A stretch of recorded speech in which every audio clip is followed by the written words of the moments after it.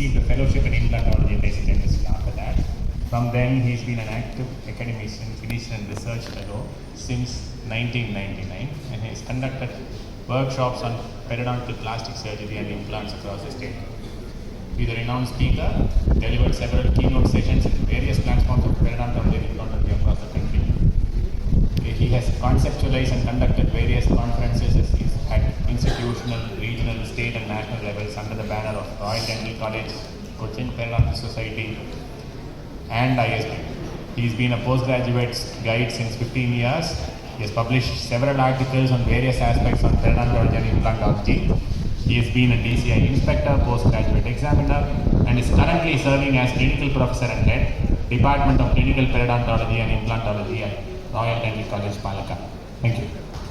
I bring wishes from the Department of Clinical Periodontology and Oral Implantology at Royal Dental College, the place where I work and worship.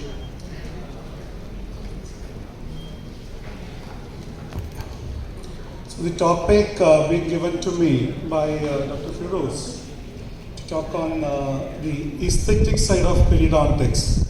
The first thing probably that came into mind is, are we periodontists got to do something with aesthetics, or is it that I want to fabricate out what are the aesthetic things that we periodontists do in it? The major problem that I had to face is I got to differentiate between these two terminologies, the aesthetics and the cosmetic side of a treatment, whether it is a medical treatment or a dental treatment. Unless and until I separate out these two terminologies, then I won't be able to explain anything to you. Rather, you won't be able to grab anything out of what I'm going to speak out of these two topics. Because the word cosmetics, which is applied to a majority of other fields as well, even in the makeup field or even to a glamorous field and all those things. What are we periodontists got to do with that cosmetic aspect of it? That has to be very well clear. So I thought I'll just introduce the topic by putting up a slide like this. This would rather be called as the cosmetic treatment that is done strictly for a visual appearance, and it is not at all a substantive appearance at all. It can change into a probably like this, where aesthetic treatment is far more deeper. It is not just a visual attractiveness. This requires a harmony and balance. Most of these postgraduates sitting over here, if we had asked them at the time of joining for post-graduation, which subject you would have, at least which subject you would like to join, I don't think anybody of you would have said Perio. You all were fascinated with other specialities, probably because of this gadgets and materials and glamorous aspect of other science. And Perio, according to the many postgraduates, is a masterizing and scaling procedure at all. So it was always a fascination for material science, the technical side, the technological side, and the gadget science that brought into many of the postgraduates into other subjects other than Perio for sure. Because we hardly have any gadgets or materials or even cosmetic aspect to boast about. Now, in restorative dentistry, the cosmetic and aesthetic treatment, everything revolves around chemicals, chemistry, laboratory and its techniques, digits, arithmetics, all those things. If you happen to see the basic side of any other specialities, we will be dealing with the chemical reactions, the chemistry of materials, and a lot of laboratories and techniques involved in all those procedures itself. And the entire thing makes us feel we are not masterizing in medical science. Probably we are going into more of an engineering specialty in dentistry itself. See this, it's all about gadget and material science and probably biotechnology. If you see, every other subject has got something to do with 1 or 2 days courses. Like the one which we are discussing here, we'll have 1 or 2 days workshop on we said microsurgery. Similarly, we had one science on this side which has got a maximum gadget of a scalpel or a scaler. The other side we had fascinating gadgets like this. But one thing that we noticed is all these things can be taught in 1 or 2 days workshop or as a short-term courses, but not Perio for that matter. See, aesthetics refers to the study of beauty. Beauty at any point of time, at any age of the same person. It involves both cosmetic appearance and the basic underlying natural beauty. Both of things have to be given equal importance when you study the science of aesthetics. Periodontics has nothing to do with cosmetic dentistry. Exclusively, very little in aesthetic dentistry. But can you consider it as an inclusive science? When you consider the periodontal procedures and periodontics or periodontology, the science by itself, as an inclusive science, this particular science governs the entire dental aesthetic world. Because periodontics is the science of natural dentistry, the science of aesthetic dentistry. Because subtract periodontics, dentistry looks like this. And artificial, technical and cosmetic dentistry. Because this is one science which is the basis or the foundation of the entire other specialities. Having this said this, let me come to my topic. Today I've been given with a topic called Perio Aesthetic. Periodontist is the true designer. Firoz didn't mention what is to be said after that. Probably the true designer of dentistry, we'll call it. Now, what is periodontal aesthetics, if at all something exists like that? What I understand is periodontal aesthetics is about the right color, the right texture, the right contour, the right consistency, and the right position of the gingiva. In short, many of those literature says creating a natural pink-white ratio. When that ratio goes down, dentistry goes out. Deviation from the perio aesthetics is a pathology. Any change in those cardinal things what we mentioned, the basic things what we learn in a periodontal case history about the color of gingiva, the consistency of gingiva, the contour of gingiva, any of those factors including the position of gingiva goes down or lessen it. The entire deviation of that perio aesthetic becomes a pathology. When you come into the classic periodontal pocket therapy, what we talk about, they all or invariably all kind of this pocket therapy what we do, whether it is any kind of modified Whitman or undisplaced or apical displaced, all those things, they all start with the change in that particular contour or any of those aspects of cardinal signs of the periodontal health. We have to address it. And finally what happens? The result is going to be a compromised aesthetics of teeth. But the entire thing what we said earlier has been restored. The contour of the gingiva will be restored. The color of the gingiva will be restored except for the position of the gingiva. In a well-conducted periodontal flap surgery for pocket elimination, the ultimate result will be an elongated tooth.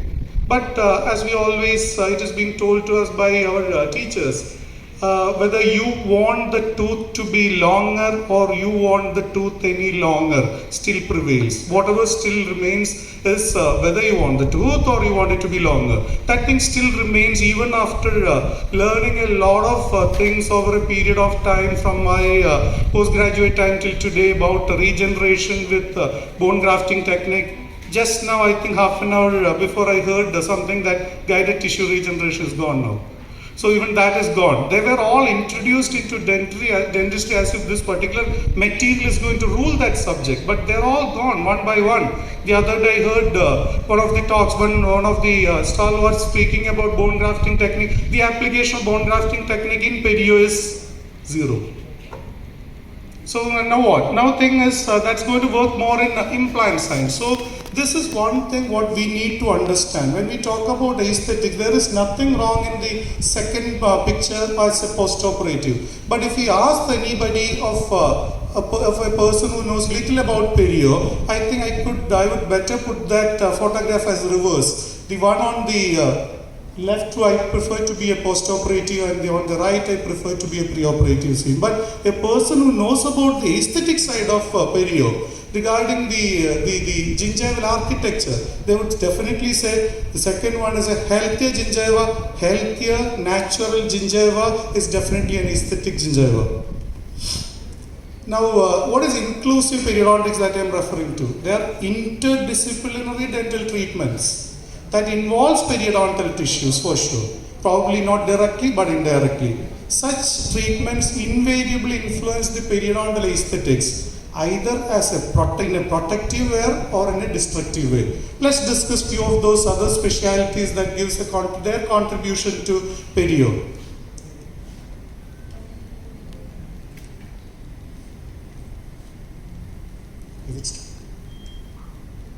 To say is every other speciality of dental science has got, it's working, I believe. Shall I? Yeah. So coming into one of the subjects that's got the maximum post-graduation intake in the country, that is conso. So what is this conso going to do with perio aesthetics? Not directly or rather we call it directly or indirectly. Let's have a small discussion on a few of those procedures, especially the one that has been focused here. That is regarding the conservative treatment of closing those gaps that is there.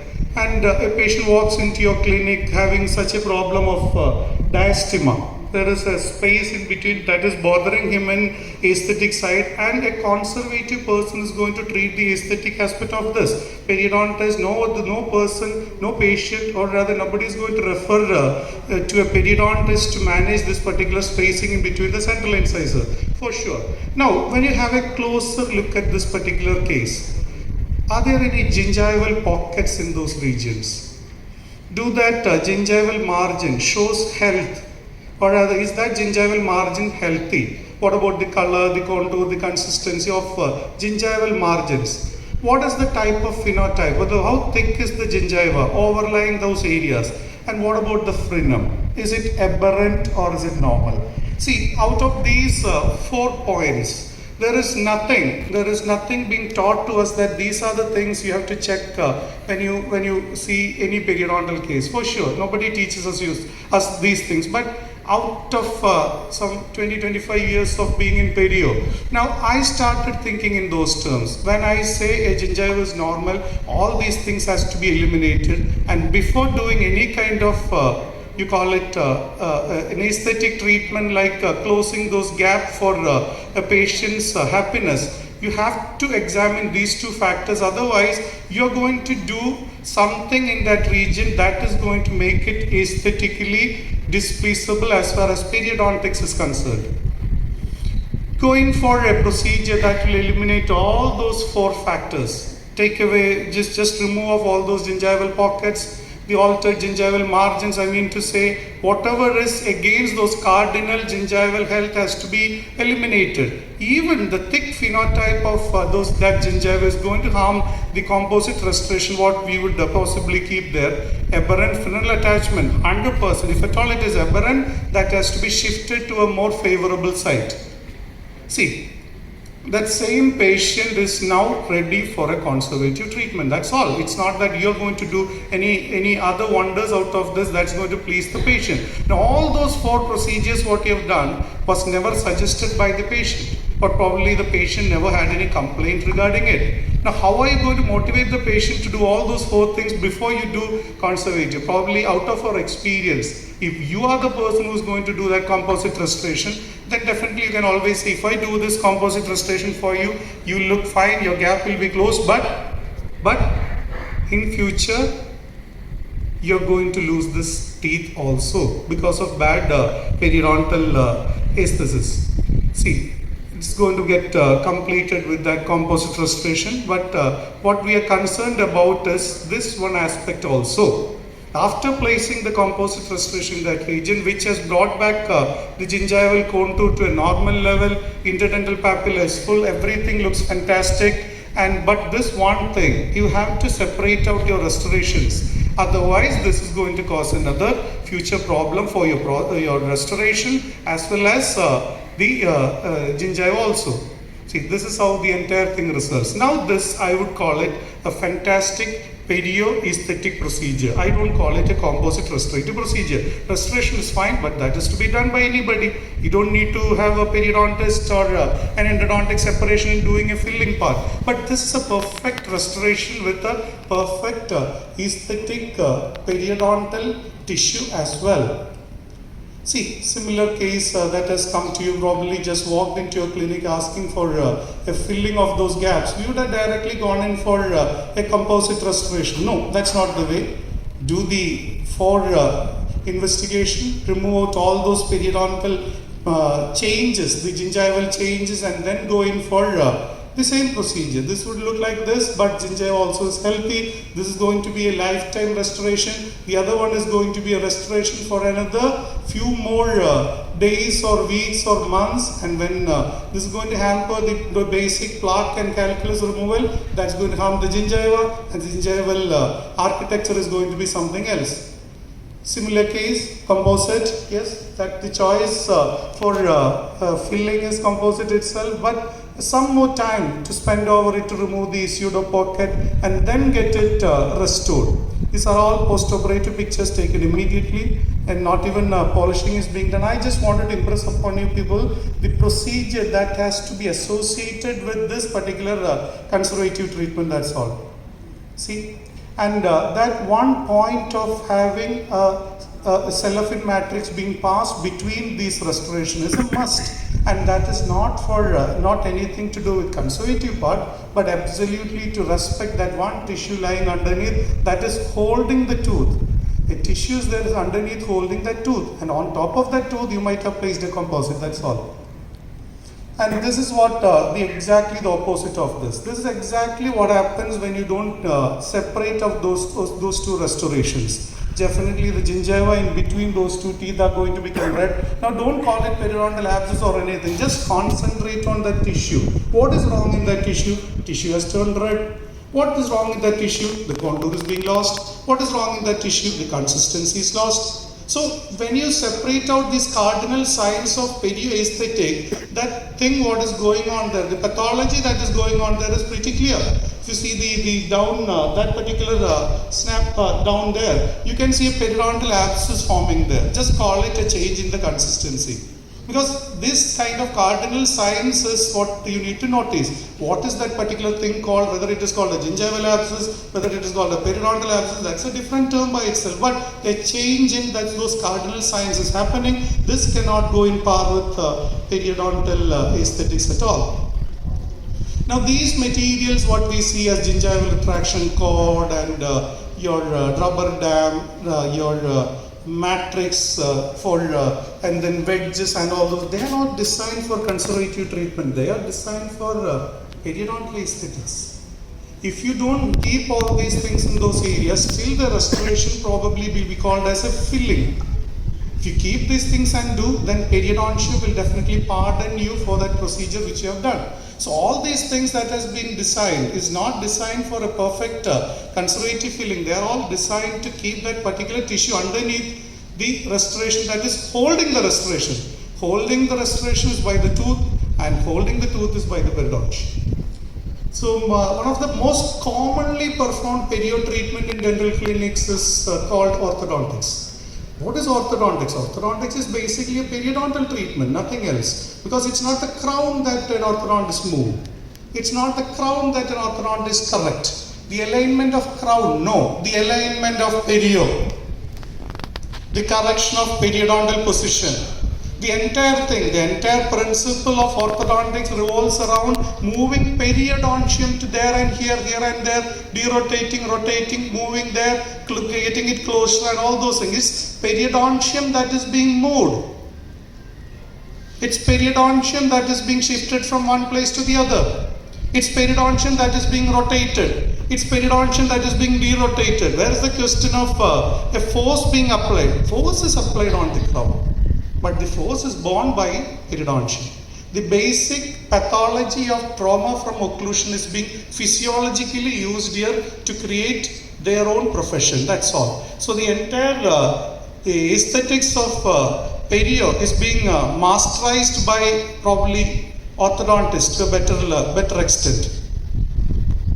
See, the alignment change what you notice there in a canine, or the position change what you notice there in a canine. Of course, that is what the patient has come here for. That this person has got a crooked tooth or a malposed tooth, all fine. But see the gingiva around that tooth. Our concern, a periodontist concern should be more of that particular color change seen around the canine which is misplaced, or you call it out of alignment or anything. Now, once that particular tooth is being brought back to the normal position, what is otherwise desirable, the entire thing reverses.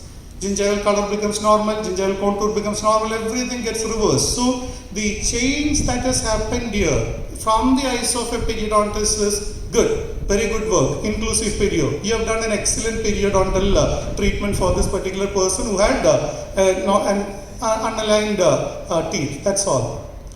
And see, in cases of an inclusive perio where you need an exposed tooth surface for a bracket to be placed and then pulled it out to the aligned area. In those conditions, a periodontist would rather don't just expose that crown area and give space for that orthodontist to place a bracket there. Instead, suggest an area wherein you can pull that tooth through a tunnel, through the attached gingiva, and then position it. Definitely, this particular case, if you make a tunnel, pull it through the tunnel and then have it aligned, that area is going to have a tooth which has got a very good attached gingiva in future.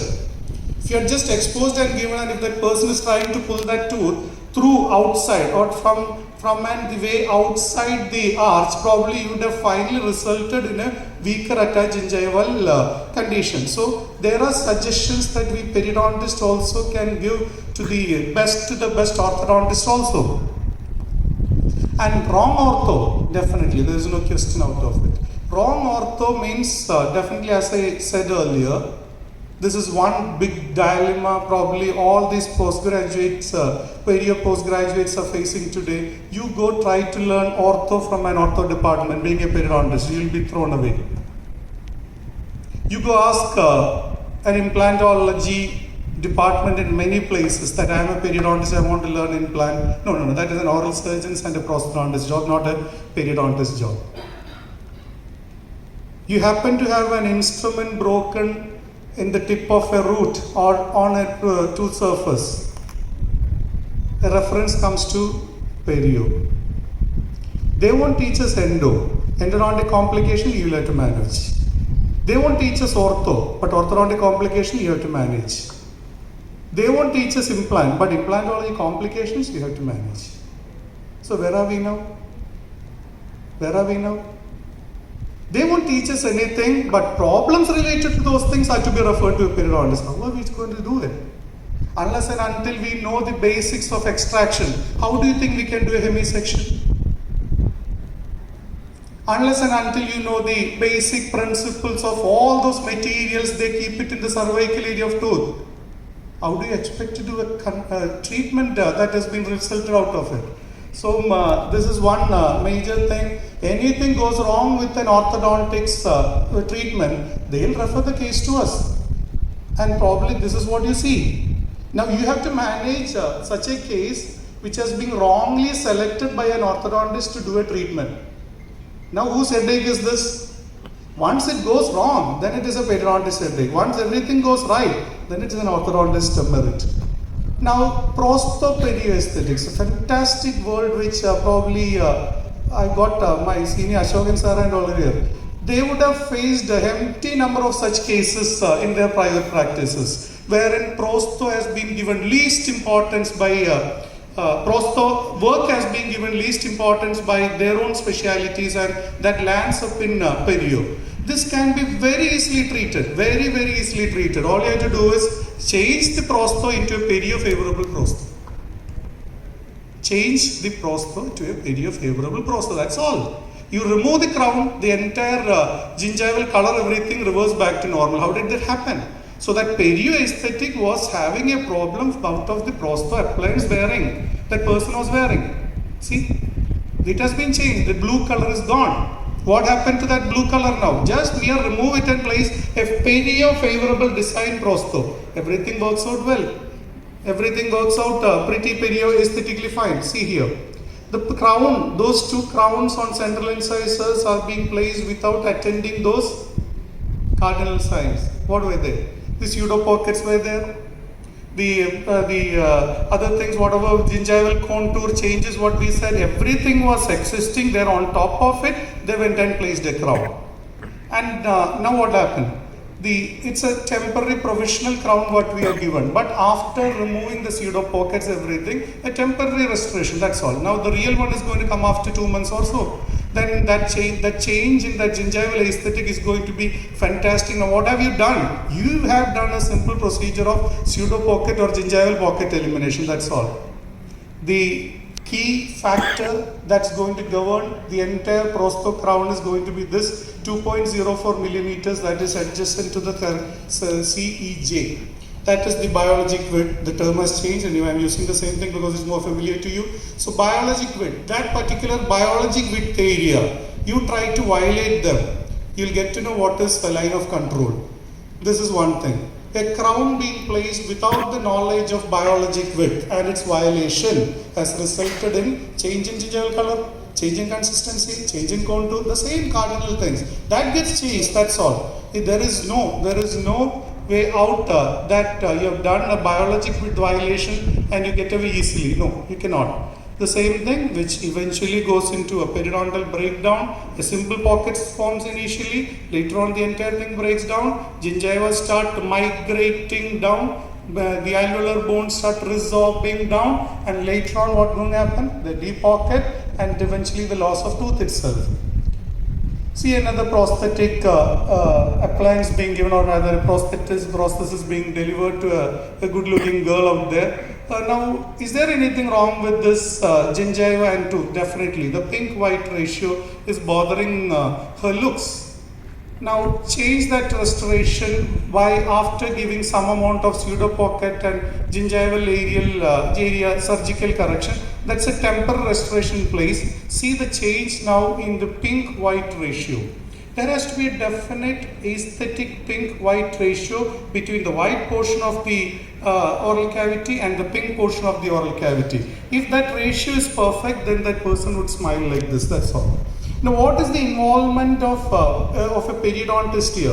A periodontist need not be involved in this. We don't ask to give all the cases that is related to gingiva to us. In that condition, our periodontist should be taught about all these specialties. No, we don't claim on all those things. Don't send any case to us, but you learn perio. That's it. You people learn perio also. Then you probably can do such pink-white ratio balanced things. That's all. See, a crown being placed in that region that has resulted in gingival contour change. This is what I said. Just concentrate on the gingival contour region. You got a bulbous gingiva which is not aesthetically pleasable. You got a color change which is not aesthetically pleasable. You got the consistency change which is not aesthetically pleasable. So what? Change that thing to something else. Let the gingiva be a little bit corrected, surgically corrected. Then go for a good restoration. That's all. You place your perio, but give some respect to that person who is holding your restoration. That's all. Now, this is one important thing that every dental specialist need to know, not just a prosthodontist or being an aesthetic surgeon or anybody. A restoration placed in close proximity to an area which has got a lack of attached gingiva. If you don't have attached gingiva, don't try to do anything on that area which will give an additional burden to that gingiva. See, you placed a crown next to an area which has got lack of attached gingiva, zero attached gingiva. Now you pay the penalty. Now that area is never going to be healthy at all. So attached gingival, the gingiva which is otherwise called as attached gingiva. The free gingiva is like a flap. Alveolar mucosa down there, it's like a flap. Now what is gingiva? Gingiva means attached gingiva. Lack of attached gingiva means lack of gingiva. So lack of gingiva, attached gingiva is key element, whether it is implant or whether it is the normal perio. Lack of attached gingiva is lack of attached gingiva. That means lack of attached gingiva means there is no gingiva. So at least a millimeter of gingiva. It might do good, it might do well, if at all that area requires some kind of a help from the gingiva. Otherwise, that will fail. Exodontia, when you learn surgical extraction, what is that an exodontia going to do with perioesthetics? A lot. See, if this tooth was more carefully extracted, that would have caused less harm in this particular gingival area. That's all. If that tooth was more carefully extracted, the buccal bone was still retained there. If you by accident or by some means you have fractured even the buccal bone, or you happen to remove the buccal bone, then gingiva has to pay the penalty. The gingival change that has happened next to that particular tooth is all because of a lack of bone adjacent to it.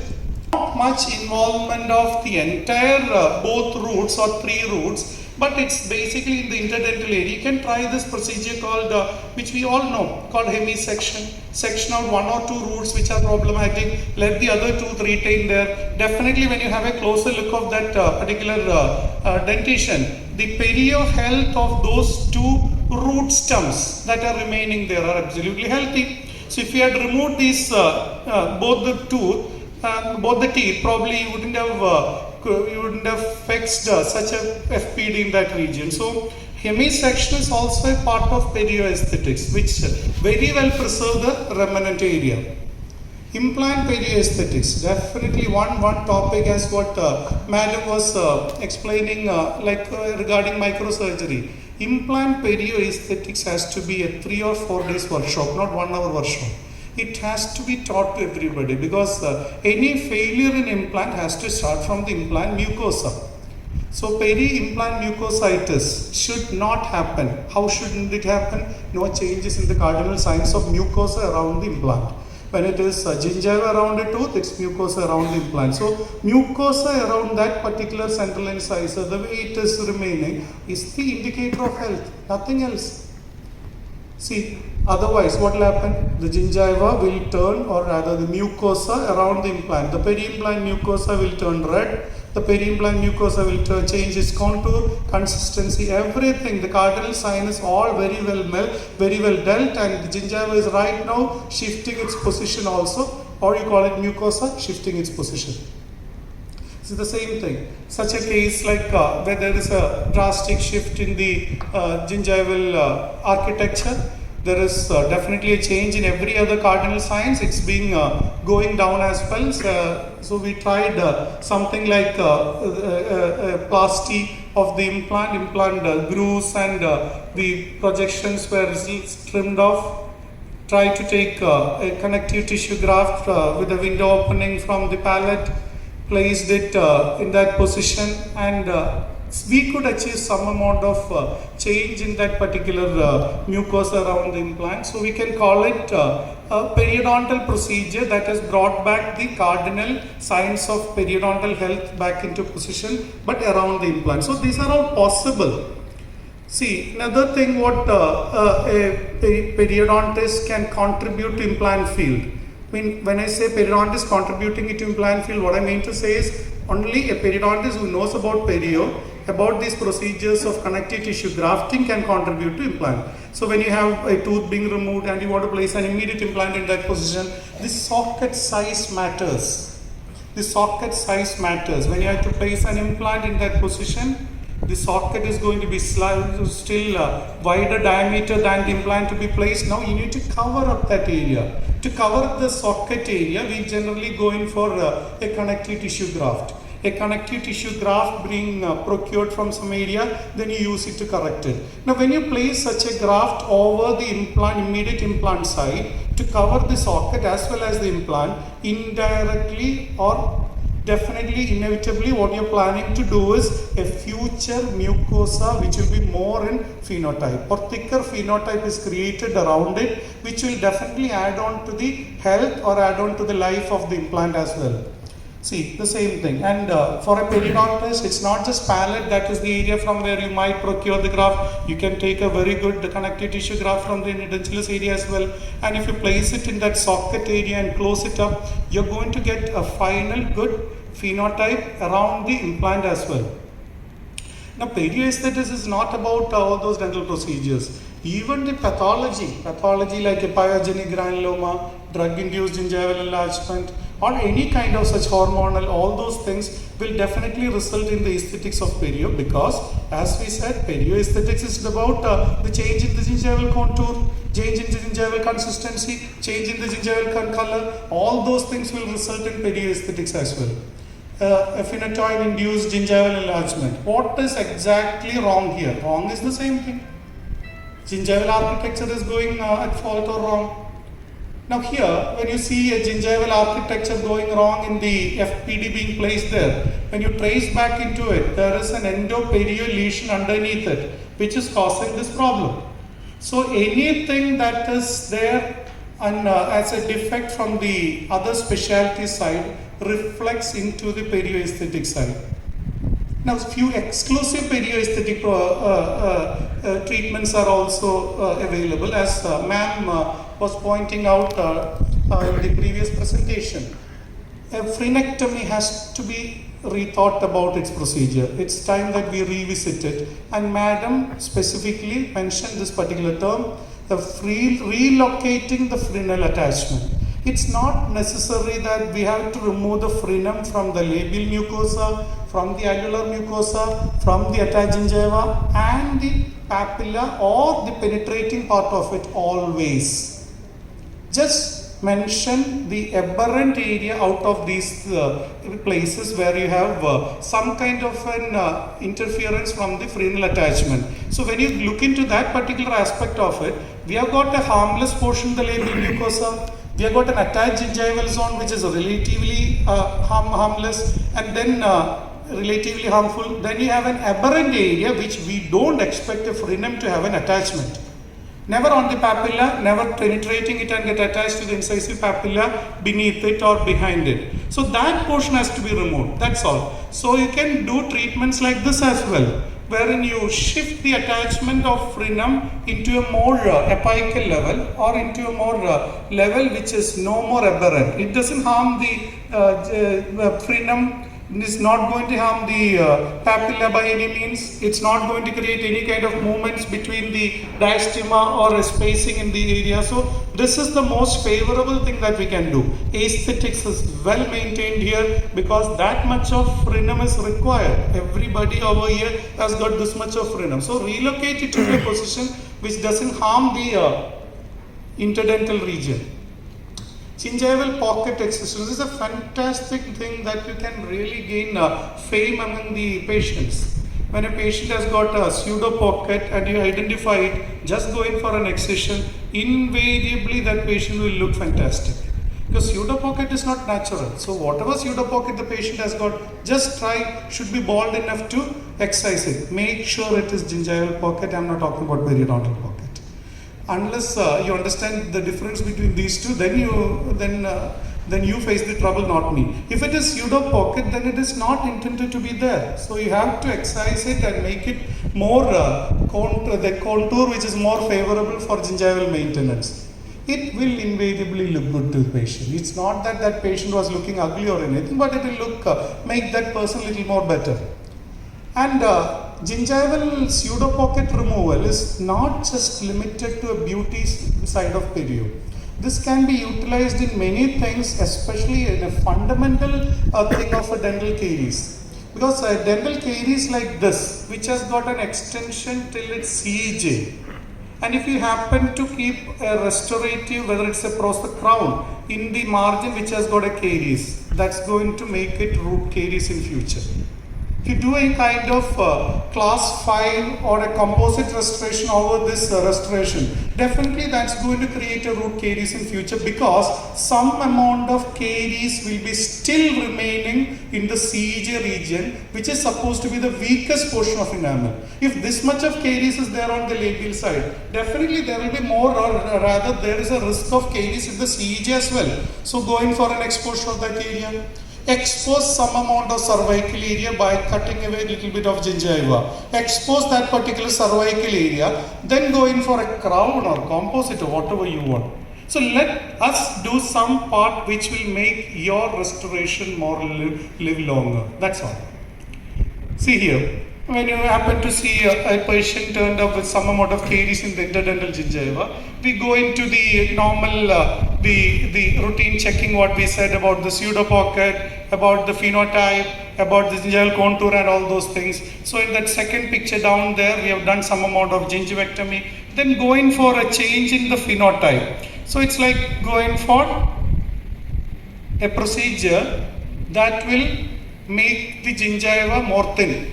Don't call it depigmentation and all, that's a different thing. Same thing is happening there, but it's not depigmentation what we are doing. We are doing a procedure that will make the gingiva less in its phenotype. It's going to make it thin phenotype. So going for that thing. But when you move this particular blade through the epithelium connective tissue interface, or rather removing the epithelium, thereby getting some amount of depigmentation happening there. Make sure that you keep the law of cutting the gingiva in such a way that the festooning is given enough importance. The gingiva in between the roots of the teeth should be more dentwise, so it should be given a curve. So ultimately, when you have a depigmented surface or a phenotype reduced surface, the root prominence should be more. None of the mucosa in that area should not be overexposed or over surgically removed so that the periosteum will appear out. Because your intention was not to make the area denuded of gingiva and a bone being exposed. So your blade should move in such a way that the ultimate result is going to be depigmented surface, but your aim was not depigmentation. That's a bonus. Let the patient, you don't charge for it. Let the bonus be for the patient. So ultimately you will get a gingiva which is more favorable for your restoration. So our intention was to remove the thick phenotype from that region. So that we have accomplished, that's all. Rest is all bonus. It's a relatively thin phenotype area, which is not an easy thing to remove. Of course, surgical skill matters here. If somebody could do it better with laser, my question was very clear, or my answer was pretty clear. That was not depigmentation procedure with laser. This was a procedure to reduce the phenotype. So that has to be done with a blade, or that is better done or better achieved with a blade. If it was depigmentation, agreed. You do it with laser or any other gadget. But this is to be done with its basic blade, and you get a gingiva thin like this. And this is what the net result is. You will get a gingiva which is festooned, that curvature over the root surface has to be maintained. So your intention was not to have a depigmented gingiva. Your intention was to reduce the phenotype. That's it. We have achieved it. That's it. Now this cannot be done with any other means. This has to be done by scalpel alone. Now on top of it, this is what you get it after the healing. Now once that gingiva heals, that might appear pink, but that was not your concern. But phenotype is well met. Gingival margin is very well done. The pseudo pocket is all gone. Now you go in for a restoration. You restore that again, give. You can always say, okay, bye-bye to the patient. The other person is okay, bye-bye till you get a perio problem. The same thing, the gingivectomy procedure that is done on a thicker gingiva. Here you get a more room for a blade to move. And what I wanted to impress upon you is not the depigmentation procedure at all. I wanted you people to understand, or the postgraduates out here to understand how important it is to festoon the interdental area. See the way that blade moves. The interdental area has to be dented enough so that your gingiva will follow the root prominence of maxilla or mandible wherever you're doing this procedure. So making a clear-cut gingival phenotype which is overlying the root is very, very important. A thick gingiva in such region, especially intended for a prosthetic or a restorative procedure, will definitely harm the restorative procedure also. So here we have achieved some color changes probably because of the change. I don't call it a procedure of depigmentation. I call it a procedure of phenotype change. And we in one stroke if we could remove this much of gingiva, your surgical, the healing of this surgery will be very good. So you all masterize in this procedure. It's not to be called as depigmentation, mind you. This is to be called as a change in the gingival phenotype, that's all, which cannot be easily done by laser. So now classic sector procedure, that is your subepithelial connective tissue autograft for root coverage. For a case like this, when we say there are cases of which are indicated, there are cases which are non-indicated, and we have got cases which are contraindicated. So these are cases which are non-indicated. When somebody asks you whether you can do a root coverage for this procedure, just check whether it is contraindicated. It's not contraindicated. That tooth is not mobile. That tooth is not that much displaced. So it is not indicated because of the matter that it doesn't have an embrasure which is very well filled. So an embrasure which is not well filled will not hold the tissue. So interdental bone definitely at fault. What about of the interdental embrasure? And most importantly, this case was a case which was failed earlier. So once a case which has been already treated by subepithelial connective tissue graft will be having a scar tissue in that region. So don't test that case was the advice from anybody who has done it before. But then indication, contraindication, there is something in between which is non-indication. Why don't we go behind it? So let's see what will happen. We went in for that window technique, took the tissue, positioned it in the area, went in for that suturing. Fourth day, fantastic. Somebody made a comment whether we like to go in for a gingivectomy in future on this tissue or not. Fantastic, that's a very encouraging thing to make. So 4th day, 10th day, cross your fingers, 14th day, 12th day, that is the time of suture removal. It was like this. 18th day, wow. Non-indicated is slowly turning into an indication now. Now that is after 1 month. Definitely we could not do anything much about the interdental papilla, but this is the change, which is quite good. So it's not that perio has got its limitation. Periodontist may have its limitation. Now that is not at the expense of the entire science. So now perio aesthetics is not just my concern or any budding periodontist concern. Please understand this. Non-biocompatible dental material means it's not compatible to perio.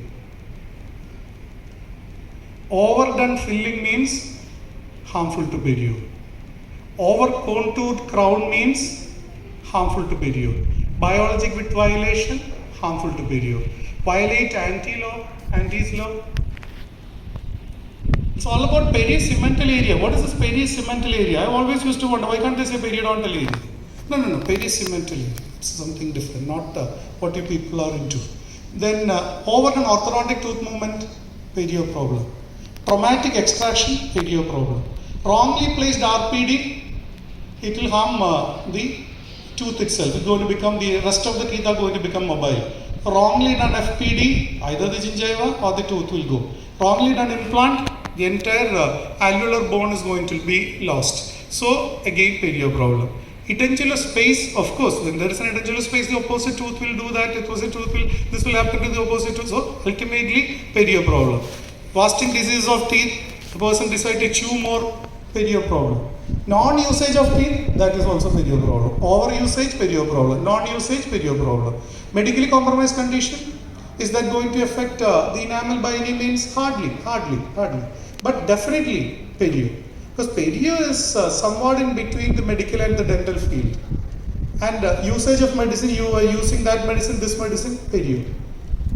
Physically challenged person, bad perio. So entire thing, they all alter perio aesthetics. Now what is perio aesthetics? Anything wrong in any of these things will result in perio aesthetics. Now are you going to do a treatment out of it?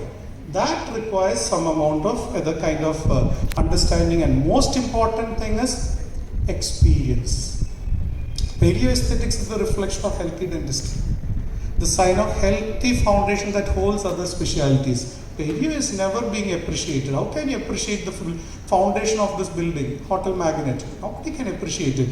But we all happily sitting here upon the trust that the foundation will be strong enough to hold me and you.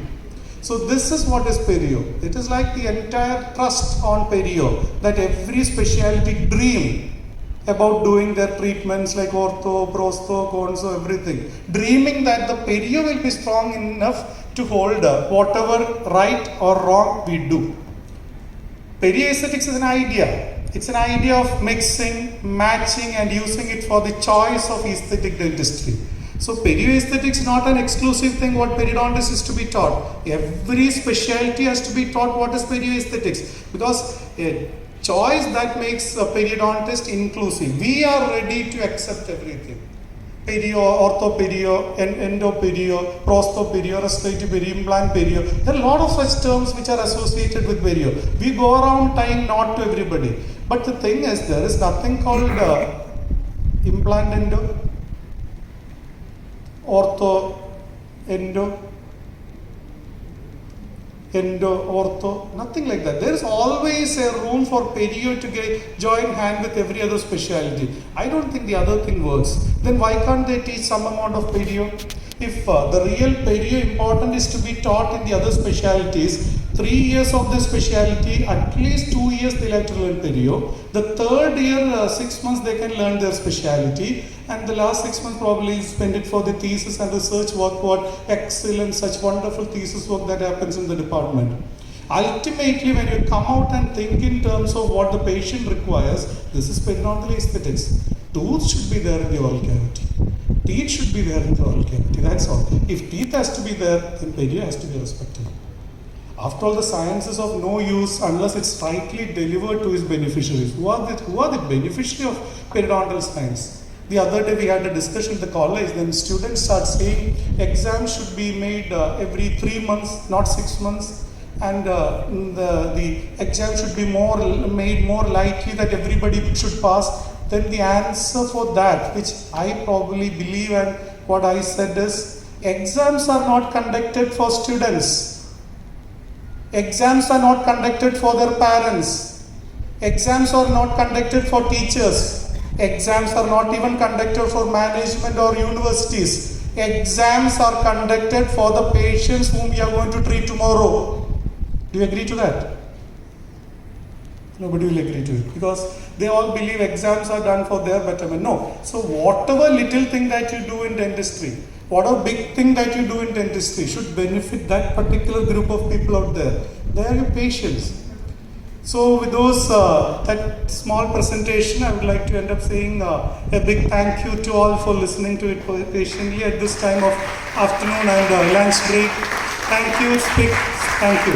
Thank you so much.